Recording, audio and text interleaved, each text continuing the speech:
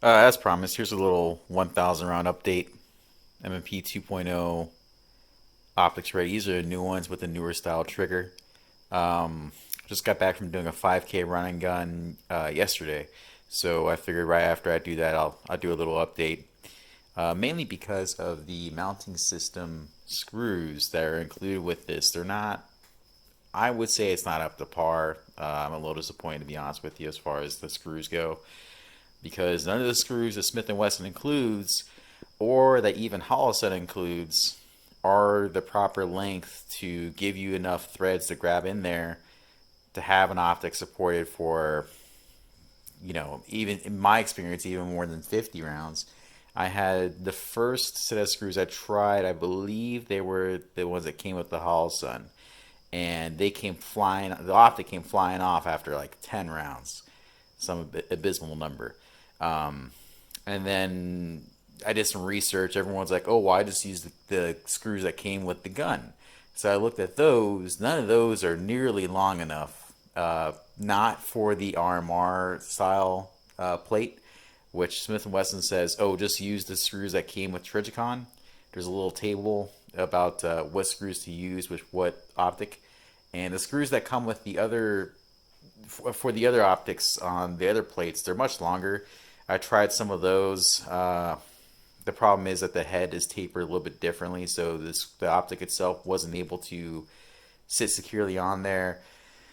So I went digging. I ended up finding some on Pistol Forum. There's a pretty useful guide as far as like what the longest screws you can get away with for each mounting system, as well as each handgun. So like someone actually figured out the longest ones you can get away with Glock, the longest ones you can get away with the MP 2.0 series. So I ended up going with I believe these are a half inch screws from Mcmaster, and I highly recommend them because I'm at 1,000 rounds with these screws in here.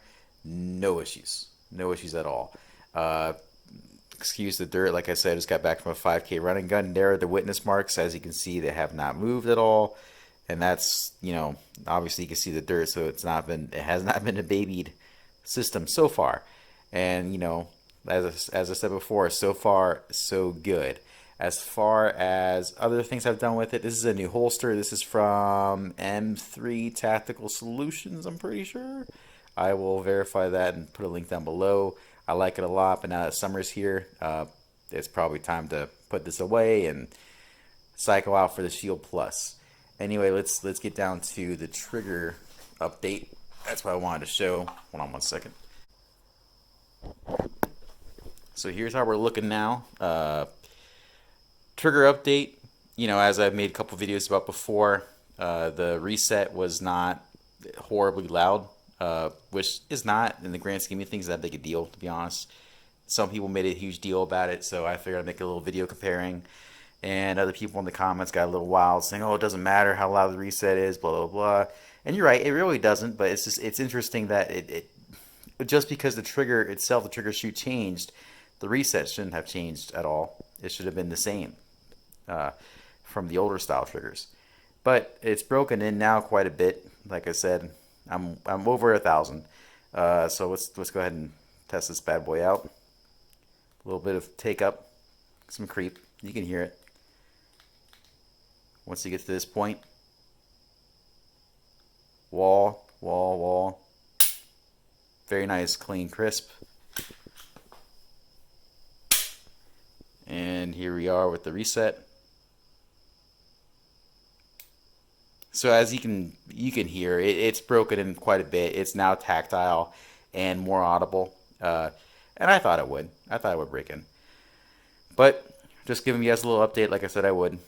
I'll probably do another one maybe at 5,000. But the only upgrades I've done to this gun is the mag release. This is a Hyve Technologies, and I have a little video about that I did a couple years ago about how to get these to work properly.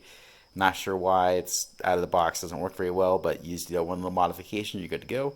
And blacked out dots and the different screws. I'll link those down below because that's a must. I'm like I said, I'm disappointed in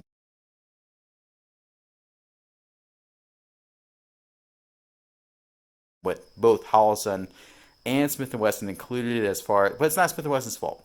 Smith & Wesson has no obligation to provide screws for every single optic, but I will admit, it's Holosun. It's not like it's an Inforce branded optic or something odd.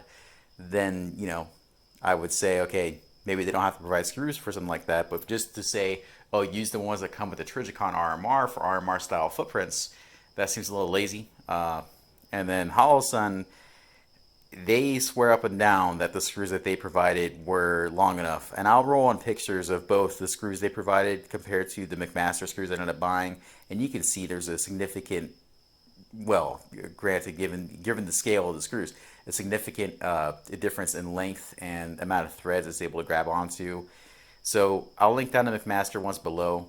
I recommend getting them, especially if you're looking for how to fix that problem, because I looked up and down, and I even asked people on Instagram who are, the quote unquote more popular MVP 2.0 shooters, and I was like, what screws are you guys using? And they're like, oh, the ones that came with the gun, or the ones that came with the Holosun, and none of those worked for me. So I'll link down the Mcmasters below, as I said before. Next update probably be about 3,000 or 5,000 rounds, just to make sure everything's going okay. But as of right now, so far so good, no issues. Highly recommend them. I've seen them on sale lately on gun deals on Reddit for under 500 for the optics rating ones, if I remember correctly. And you're not going to get a better value than that. No way, no way. But like I said, see you at the next update. If anything changes, I'll just make a video about it, or if anything cool comes along, I'll make a video about that. Perhaps I'll do a video about the holster pretty soon. Maybe actually towards the fall or winter, because you're not going to be carrying a full-size gun in the summer. Well, you could, but not the most comfortable. All right, thanks.